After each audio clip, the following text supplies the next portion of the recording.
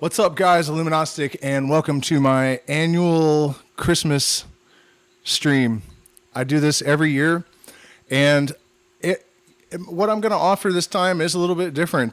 Every year, I manage to think about this stuff from a new angle to some extent, and I'm also going to share, the same stuff that I did in previous streams. We're going to look at the Bible through the lenses of someone who does not know what it is, which is an incredibly surprising, you get incredibly surprising results. We're also going to look at Christianity using Jesus's own metric and the history of it, and also looking at some of the things that are mentioned in the Bible from the point of view of Western mystery initiate, because there are things that are written into it that are not meant to be understood by the profane. And once you understand what those key things are, the whole story takes on a completely different dimension. Of course, I want to make it clear also that I am not saying that this story actually happened. I don't believe that Jesus was a historical person. In fact, I know that he was not. It's a near certainty based on solid evidence or the absolute and total absence thereof. I am just saying that the story in the Bible very plainly describes a deception on the part of a false prophet. And it's actually written to make that extremely obvious. And part of the reason for that is that the people that engineered the story they took like a sick pleasure, I think, in rubbing the nose of the common man in his own blindness and stupidity, because it's really, really obvious what's actually happening in the story. So, it's difficult to decide where to start because there's just so much to think about. There's another angle of this as well, which is, of course, the Yahweh idea, that this was actually Satan. And that has a whole bag of problems associated with it. People take it as being anti-Semitic to say, well, the God of the Jews is actually the devil. And I am going to say that, basically, but that's not the point. I just want to make it clear that my objective is not to instigate hatred towards anyone. My motivation in doing this is that I saw from a very young age the damage, the oppression, the ignorance, murder, torture, genocide, and I actually suffered an extreme amount of emotional, psychological abuse and alienation growing up in a southern conservative redneck place.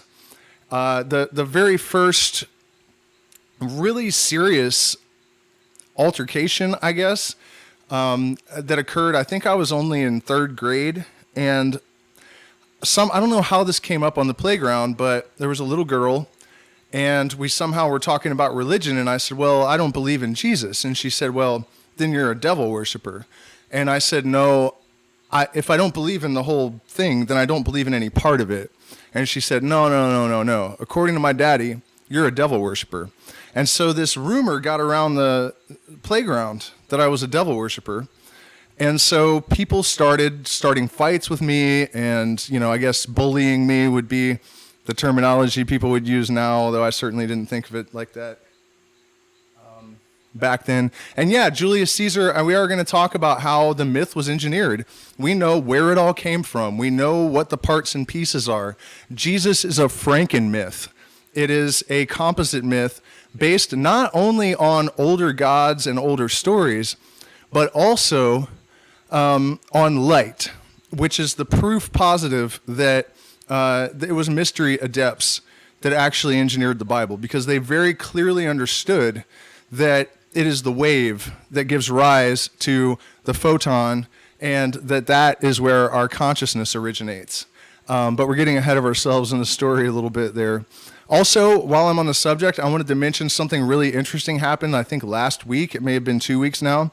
I have been long of the opinion, as are a lot of other people, that the mysteries originated either in Babylonia or Syria. And when you say the mysteries originated, we're not really talking about tradition. We're not talking about customs. We're not talking about, when you go to Catholic Mass and there's an incense stencher and you drink some blood and eat the body and all that. It's not that. We're talking about revelation, gnosis, direct experience of the divine reality that lies behind the universe. The wiring under the board is actually detected, analyzed, and described by people. That's really what the mysteries are. It's not traditions, it's not doctrine, it's not dogma. It's actual perception of living truth. And so they were transmitted by Pythagoras from Egypt to Greece. And that is how they made their way to us. So a couple of weeks ago, cuneiform, or I don't know if it's cuneiform, but clay tablet with the Pythagorean theorem and other things that were associated with Pythagoras was unearthed in Babylonia 2,000 years before Pythagoras wrote down the Pythagorean theorem. And so this, theory that the mysteries were transmitted from Babylonia to Pythagoras has some much better evidence suddenly than it ever has before. So that's interesting. And, we have a lot of other connections between the Bible and Babylonia and Syria. There are much older myths that are identical to this story. So I guess let's start in the Garden of Eden, before Jesus, and with the serpent, who is nowhere associated with the devil in Genesis. The reason that this is important is that it's the first emergence of this mixture of metaphysical or occult science, like facts, things that have actually turned out to be verifiably true, with this sort of mythology. And so we begin with the logos, this vibration that creates the universe. Well, if we think about that in modern terms, and we allow for the assumption that this was a simplified version of a process that actually occurred, this is the logos, this vibration is the wave, and that wave gave symmetry and order to the chaotic energy in the primordial stew of creation, and also gave rise to the light. So logos, vibratory electromagnetic wave, light, consciousness. I am, eheie, right? So that's, the real process that the story is explaining. And then we get this entity that's wandering around in the Garden of Eden, and we have these two people.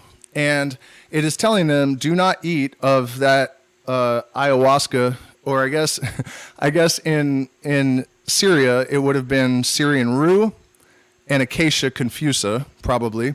Mix that together, you have something just like ayahuasca. Do not consume the plant of knowledge of good and evil, or verily thou shalt die. And so the first thing we notice is that we have this entity that's supposed to be the good and loving creator that is saying, remain in darkness and ignorance, or else I will kill you.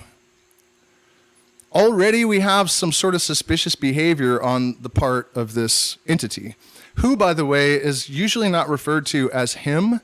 And the tetragrammaton that gives us the pronunciation of Jehovah is actually, each letter represents an element, and it's just a code to prevent people from accidentally pronouncing the logos again, the actual name of God, because it is said that it would destroy the universe. And so that's why we don't use four-letter words. They're cursed because they could destroy the universe. That's actually literally where that comes from.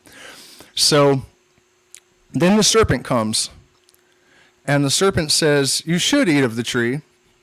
Verily thou shalt not die. Thou shalt know and be as Elohim, and know as Elohim knows.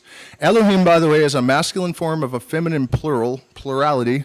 So it's more like a group of men and women, or an androgynous collective or something, not a man.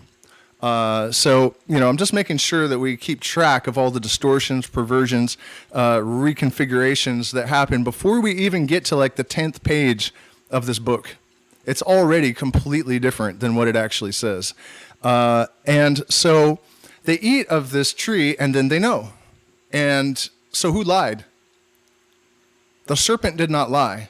And the really important thing about this point is that it shows the malleability of the people in the church, of the common man, and their ability to be influenced, even when the story, literally, the one that's written in the book, says the opposite of what the preacher from the pulpit tells them it says. They still accept his explanation. Maybe even more important and scary is the fact that the demonization of Lucifer, the light bearer, the electromagnetic wave, the very source of our consciousness, and these plants, consciousness expanding plants,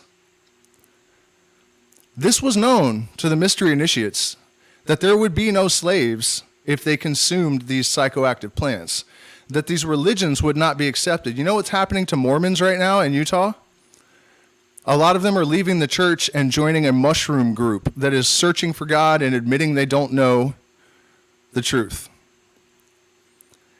It is the antidote to all that. And there are people that have worked for those in power that understood all of this stuff, and they engineered these religions as obstructions, which is, of course, the most blasphemous, evil thing you can possibly do, to design a spiritual system whose function is actually to curtail or to circumvent actual spiritual growth in people. That's what they're for. That's how they're used. And so, where are we at in the story? So Lucifer, being the light bearer, the wave, when we are demonizing Lucifer, not in the book, by the way, show me in the Bible where it demonizes Lucifer. The original Bible, by the way, there is no Lucifer in the original Bible. Not once. It's not a mistranslation even. It's just not there. But what's really happening there is that it is a symbol of consciousness itself. And so there is a concerted, direct, and deliberate effort to demonize consciousness. And certainly the expansion of consciousness. That's the first agenda in the book of Genesis. The first thing that it does. All right, so Lucifer, when Lucifer appears in the Bible, all it says is Ben Hillel, which is not Lucifer. It's not even a mistranslation. It means howl, son of morning. It does not even say, how hast thou fallen from heaven, bright and shining morning star. It doesn't even say that. That was added by the guy that wrote Ezekiel. Is it Ezekiel or is it Exodus? It's one of the two. Because his political opponent was a guy named Saint Lucifer. A lot of people say that it was the king of Babylon. But it was more likely that he had a political opponent named Lucifer. And so he was, he just was, it was almost like a joke. But there, in original Bible, there's no such thing. There's no Lucifer.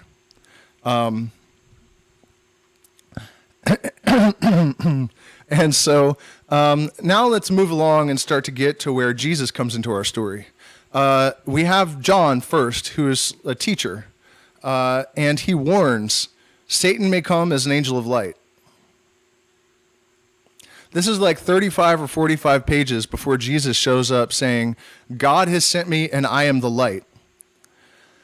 Now, I don't know about you, but it's pretty goddamn alarming to me that so many people would read this and be aware of the story and not notice that and say, wait a minute, weren't we just warned that Satan may come as an angel of light? And here's this Jesus character showing up 40 pages later, talking about God has sent me, I am an angel and I am the light. A little bit weird, And it's crazy because Christians will say, he can lie, he can have great morality, he can, trick you, he's a deceiver. So he couldn't just tell you to love your neighbor, knowing damn well that you're not going to listen, in the context of a bunch of stuff that's going to give you an ego complex because you feel like you're part of an exclusive club of saved people, and you're going to look down on people that aren't part of this club, and you're going to oppress and suppress normal human expression and even burn people alive. And might that happen? I mean, isn't that exactly what Satan would do? like I'm almost having a conniption fit and convulsion just thinking about how blatantly obvious and insane this is, that people don't notice this. I am the light. We were just warned about that. Just warned. All right? But it gets worse. The first commandment does not say, you shall have no gods other than me until my son comes. It says, you shall have no other gods. Period. There's no caveat. There's no clause that says, until my son comes. Just no. So all of these people that say Jesus is God, every single one of them is breaking the first commandment. All of them. Every one. The second commandment, that you shall have no graven images. Crosses, pictures of Jesus, all blasphemy. We were also warned about a wolf in sheep's clothing. You mean the lamb? That wolf? I mean that sheep, the lamb? Is that the one that's in wolf's clothing? Gosh, there's more. Okay, morning star. So even though Lucifer wasn't in the original Bible, there are only two people that are referred to as morning star in the Bible.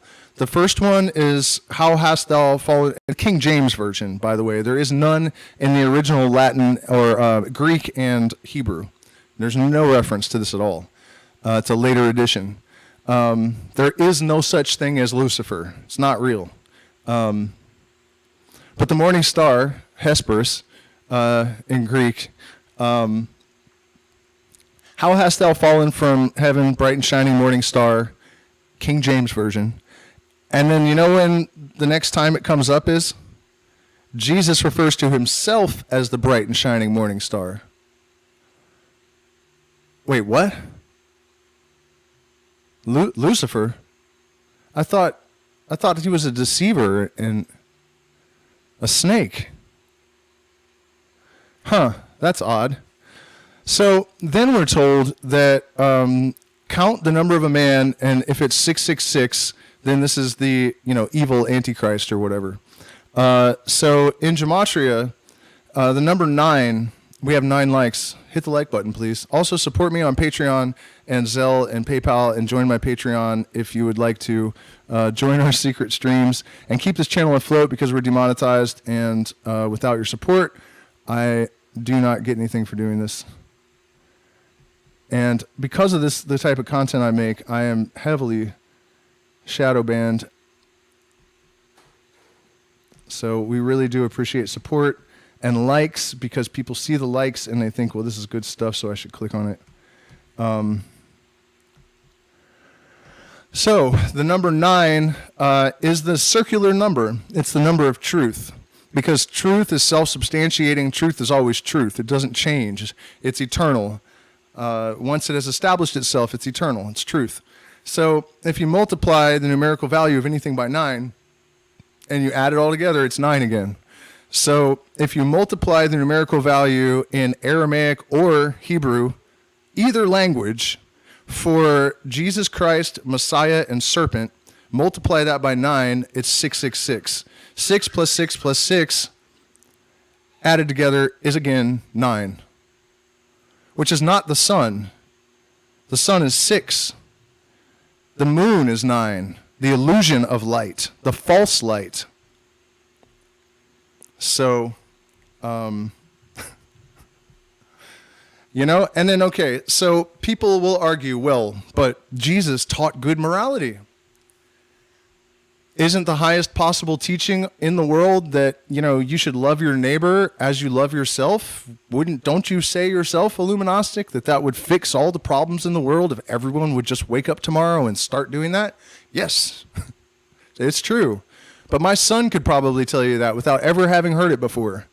We're told that this evil being would be capable of tremendous deception, that it would lie. So you think it couldn't go around and offer a little bit of common sense morality to people?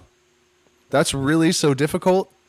And do we really live in such a fucked up world that just because someone's able to say some, basic moralistic, teachings that makes them, that's evidence of divinity, it's like a bad joke. But the most damning thing of all,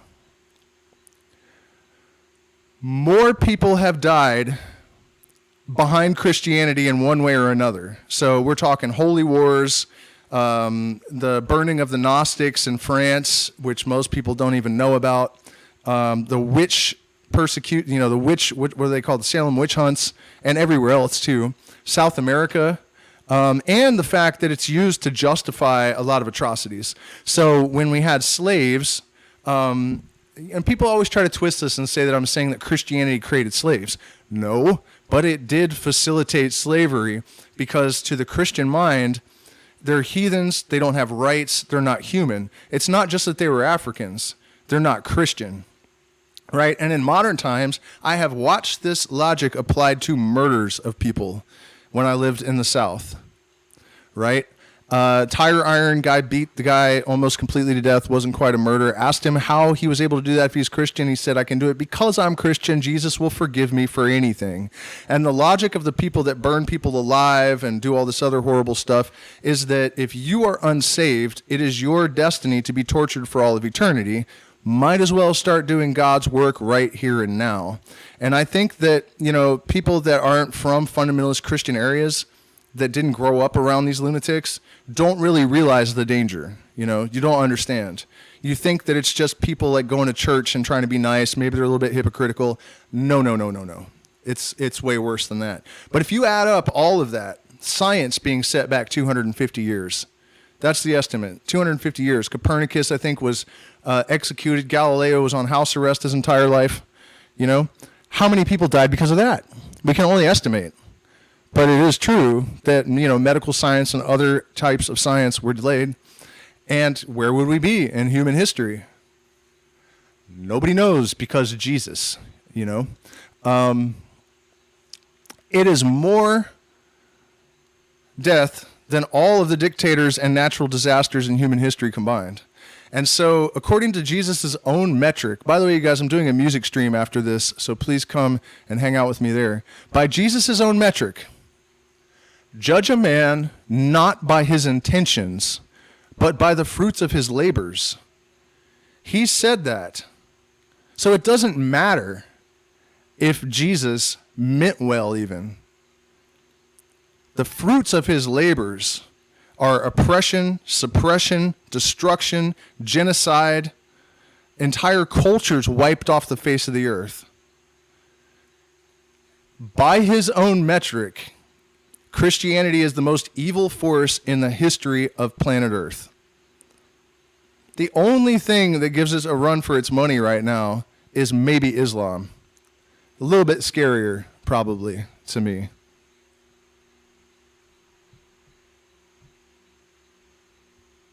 Well, somebody in the stats chat saying 6 protons, 6 neutrons, and 6 electrons. That's not actually real. That is carbon-14, not carbon. Carbon is 665. Carbon-14 is not a natural element. So it's not completely untrue, but it's not actually carbon. It's I think a radioactive isotope of carbon or something. That's not really my subject, but I did some studying into that, and it's not actually real. I hope you guys do join my Patreon too, because we go into all kinds of stuff that I don't talk about on the public channel that nobody has ever joined the Patreon and said, oh, this was not worth it. That's literally never happened. Where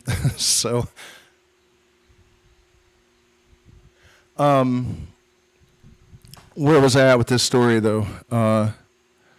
There's much more to it. Okay, and then there's another aspect of this. If we're going to look at this through the lenses of the Western mystery tradition or the Western occult tradition, we have the idea of thought forms. So people will say that, well, it's not Christianity, it's the followers. Okay, well then how come it was that in 1000 AD, there were people burned alive and tortured and oppressed and science was set back, and 500 AD in a different country, and then again in the United States 200 years ago, and then in South America 250 years ago, again a different country, 1300s, England.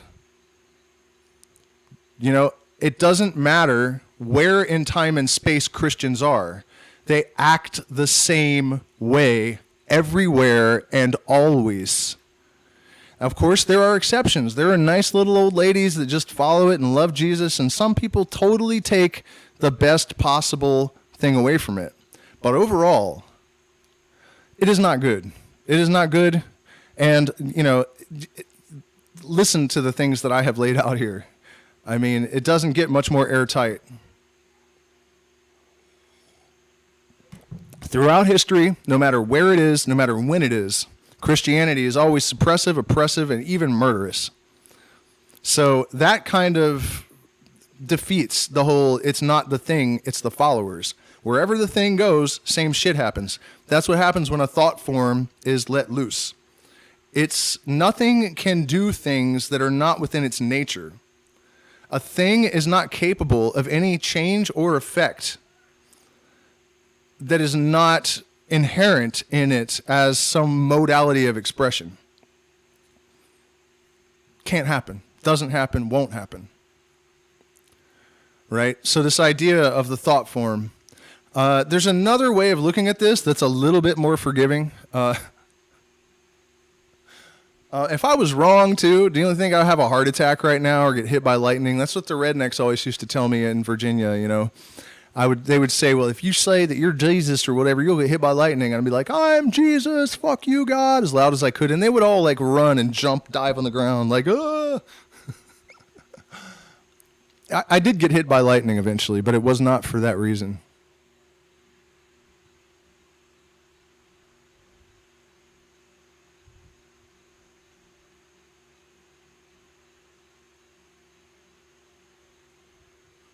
This guy says far too many drugs in the 70s going on here. I was born in 1979, so that's not really... do I really look that old? And isn't it crazy that somebody would this person has obviously thought about this stuff, read the Bible in 3 different languages. He's obviously on drugs. Like, who the fuck is this guy? Get him out of here. I mean, it's just... probably Christian, In my opinion, too, you have to be either dumb or insane to believe this stuff, literally. And I think that's something we really need to get through our heads. People tell you to respect people's beliefs. Do not do that. Do not do that. If they are beliefs that cause this, if somebody said, I believe that I'll be okay if I jumped off of a building, you say, no, no, no, no, no, no, no. If somebody says, I'm thinking about converting to Christianity, just bitch slap them on the spot. You know what I mean? Snap them out of it. Do what you got to do. Stop them. Help them somehow, I know there's more to this, though. Oh, the other thing I was getting at is that everything has equal and opposite effect. So you could also say that we just live in a dualistic universe. And that every cause has both positive and negative effects in equal measure. And I have to say that is absolutely, certainly true. And then on another level, one of the most insane and contradictory things about the general Christian perspective is that they feel that there is this Satan that is opposed to God, right? The universe is indeed composed of antinomies, of equal and opposite energies interacting to produce a third thing. Like, this is the secret of alchemy. This is how sex works. It's how, the electromagnetic wave gives rise to light, the interaction of the electric pole and the magnetic pole, and then all matter is light in a standing wave. So, the interaction of these opposites is what creates everything. But equal and opposite. And as far as Satan being opposed to God, let's take a really close look at this through the lens of the New Testament, right? Satan shows up only like twice in the Bible, where he's actually, he's mentioned more than that, but actually doing anything. And so in Job, he is walking to and fro and to and fro and to and fro upon the earth. And Jehovah shows up and he's like, what are you doing? And Satan's like, I'm walking to and fro and to and fro and to and fro upon the earth, my liege. And he's like, well, how about you go torture Job and kill all his kids and give him diseases and shit and see if he's still loyal to me? And Satan's like, damn, dude, are you for real?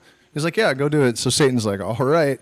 And he goes and does all this stuff, and he comes back, and he's like, he's still totally loyal, my Lord. And God's like, fuck that. Go back and just burn his house down, and he has a kid left, give it leprosy or something, and, all this other stuff. And so Satan goes back and does it again.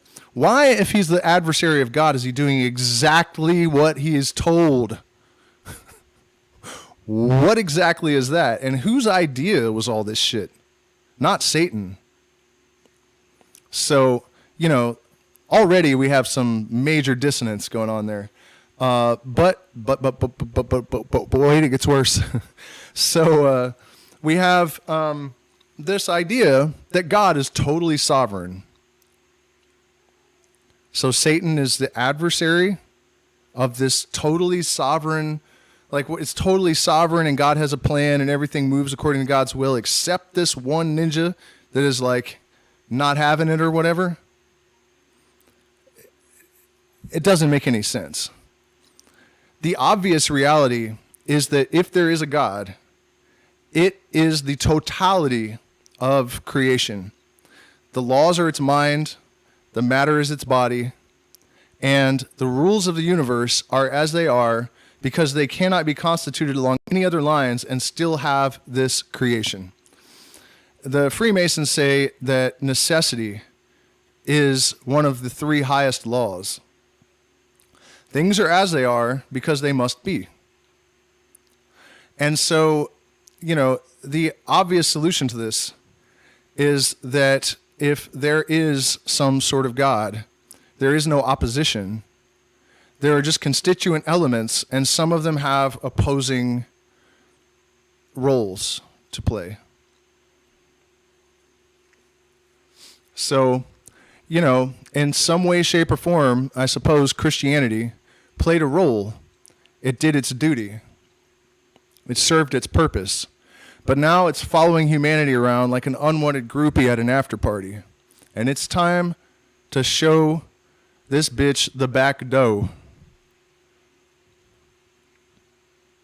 Face first, right into the dumpster. We need liberation. This myth was designed by the Roman consulate in order to pacify Palestinians of all people, but not modern day Palestinians.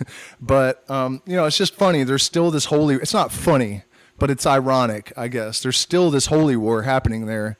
The players may have changed a little bit, but did they? Did they really? You think those Roman families just kind of disappeared when Rome fell? No. They just slinked off and set up shop somewhere else, Their fortunes just vanished, and they just lost power and went into the woods whimpering or something, At any rate, though, the Palestinian tribes had a warrior messiah, and they emulated this messiah as people are wont to do. One of the reasons that the Jesus myth is so successful for a handful of reasons. One of them is that spiritual bypassing is the number one marketable constituent of a spiritual system, right? So put it on this zombie, and then you can do whatever you want, and then you'll still go to heaven, and this other guy suffers for it. And then people are like, oh, I love Jesus. If you love Jesus, you wouldn't accept this deal, you asshole. What are you talking about? You think that's love? That's really what you want to teach your children, that that's what love is.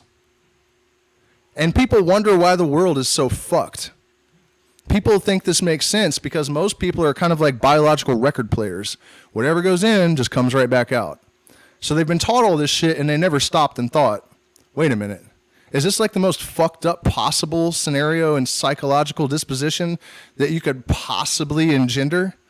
Are we inculcating kids with cognitive dissonance and complete disconnection with reality and, all of these other psychological configurations that allow them to make, say completely insane political decisions later on in life? And, so anyways, spiritual bypassing, super convenient for people, right? And then along with that, the idea that it's okay that someone else suffer for your sins is why so many people on the right, for example, are so willing to embrace exploitation economies, because it has been inculcated into their psychology since they were a wee little tyke that it makes sense that other people suffer so that you can be in heaven. People don't understand this about the mind. It's like holographic. You know, neuroscientists understand this. Neuroscientists do. They know that, especially if you create a neural net when you're very little, that it will replicate, and other patterns will be based on these early patterns. So all of this crap creates the lenses that people see the world with for the rest of their life. It's evil beyond imagination, right? So on top of all that, it was literally created to, there's one more thing actually. We are primates. I don't think random blind evolution is the entire story, but it's definitely part of it. It definitely happened. I don't think that, Michael Levin has basically proven that it's not the whole story at this point. There's a field that has more to do with morphology than genetics. And that's 100% certain at this point. So just making note of that, I guess. But we are primates.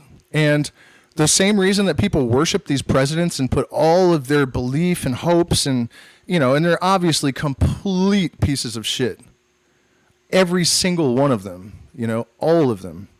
Every one of them. And yet, my president, what is that shit, you dumb monkey? That guy would, you're like a cockroach to them. Like, are you serious? My president. The fuck is wrong with you? There's that. So the emulation of this savior figure, you don't want it to be a warrior if you're trying to rule people. The only reason they did it, well, there were a couple of reasons. It was also to get rid of all the pagans, because the pagans wouldn't do what they're told either. When you are spiritually aware, when you're connected to a sense of purpose and the greater purpose of the universal mind, great spirit, whatever you want to call it, you're not going to tolerate being ruled. You don't need to be ruled, and you will not tolerate it. You guys know about how they replaced all the pagan holidays with Christian ones to get all these pagans and, people with warrior messiahs and shit under control. Jesus is not nice because he was the Son of God. Jesus is nice because your rulers want to pacify you. There's no other fucking reason for it. None at all whatsoever. None. And the reason that people believe so deeply in this specific myth is that they structured it with bits of truth all throughout it, right? The photon is eternal. It is massless, so it is like not non-physical. Let's see, eternal, non-physical, light, eternal, non-physical, unchanging. Doesn't that sound familiar? Like God? And don't we have this old mystery religion that says that light is the source of our consciousness, and physics has told us that all matter is light in a standing wave? It's almost like people that actually knew all that engineered this religion, knowing that if people hear the truth, if they can understand it, they will believe it. It resonates with them in the language, the parlance of the day, right? So they used these truths to connect with people, but then they put all this bullshit in there to manipulate them. That's the whole trap. And yes, it was deliberately engineered. Jesus walking on water. Do I need to tell you that sunlight reflects on water? He literally said, I am the light. 3 days on the Southern Cross, the sun. 3 days on the cross. At the solstice, the sun stops moving. And then on December 25th, it moves 1 degree and is resurrected. It's dead for 3 days, and then it's resurrected and starts moving. How much more obvious could this possibly be? So, There is no such thing as a positive, helpful, beneficial fucking lie. No such thing. Stop rationalizing Jesus. Stop trying to repurpose him too. I hate that so much. People, well, his name was Yoshua really, and he was blah, blah, blah. Shut up. Yoshua is Hebrew for savior. Yeshua in Aramaic, it means savior. You think this guy's name was savior? And that's, stop making shit up. The Roman consulate engineered this. They even based his ministry on the campaign of Titus, the military campaign of Titus. If you look where Jesus stops and does his sermons, it follows the exact same trail as Titus. We know where the myth came from. We know where the story was structured. There's no doubt about any of this. There's no possibility, okay? There are much lesser historical figures that there's evidence of everywhere. The Romans kept anal records, totally, like every little thing that happened. They had spies. I mean, imagine the U.S. with all these cameras everywhere. That was Rome. Only there were people that were paid to stand around with notebooks, watch everything, write shit down. There's no fucking record anywhere of a Jew or an Aramaic guy being taken there and tried and crucified. The trial, there would be records of the trial. There would be eyewitnesses. People had diaries. People had notebooks. People wrote shit down. Zero, zip, zilch, nada. There is nothing. There's not one single eyewitness account. Not one. It never happened. But what did happen is the suppression, oppression, torture, genocide, the loss of entire cultures. We talk about, African Americans and other displaced peoples like the Native Americans in the United States being disconnected from their ancestral roots. What about Europeans? They don't even think about it anymore, And we do know, like I see every day in the Amazon rainforest, what Catholicism has done to indigenous people for one thing, and mestizos and everyone. I mean, how it just sucks the color and vibrancy and life and authenticity out of people and turns them into hollow, vapid, shells of what they would really be if they had their customs still intact, their original, beautiful, amazing culture that was replaced by this bland, vapid bullshit. But where there is no ayahuasca, there is alcoholism and abuse and incest. That's what happens when people are taken from their ancestral roots, just like a tree that can no longer drink water.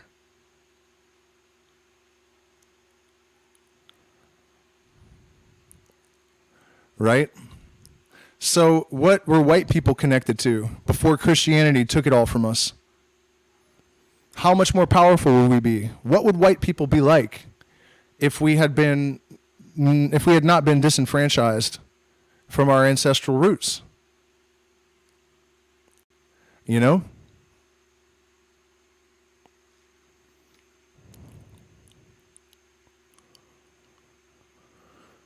Contrast Africans with black people in the United States. To me, it's the same thing. 100% I would prefer the company of actual Africans. A pretty high percentage of the time.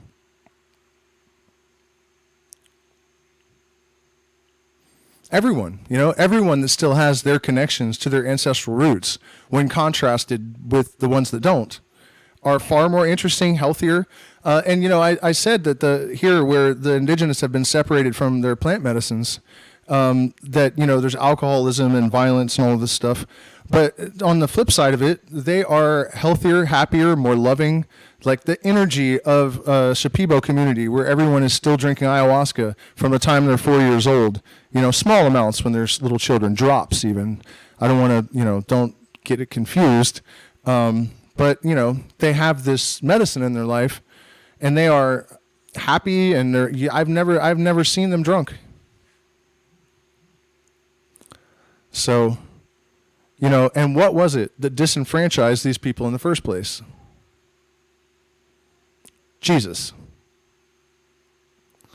And again, you can say, no, it was the Catholic Church, it was the empires, it was the... No.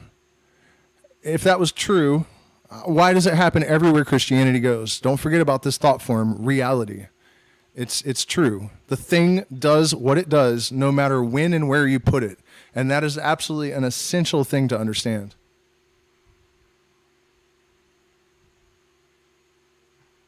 Yeah, somebody mentioned the Nag Hammadi library. I mean, just the discovery of the Nag Hammadi library is weird.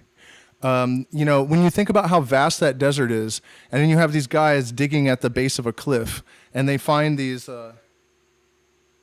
clay. What are the chances that they would just happen to dig right there? It's like the only place that's buried anywhere. But again, these are the fictions and meditations of Gnostic Christians. It is not necessarily the true teachings of Christ, because Christ did not exist. There was no historical figure that was Christ. The Christos is a spiritual fire. It's Greek for spiritual fire, a type of spiritual fire. It's kind of similar to the idea of Kundalini. But it did not refer to a person or a spirit. It's just a sort of internal flame. I wrote a song many years before I understood all this stuff, which it trips me out to this day. But the first line was, "We are all avatars of the fire and the light."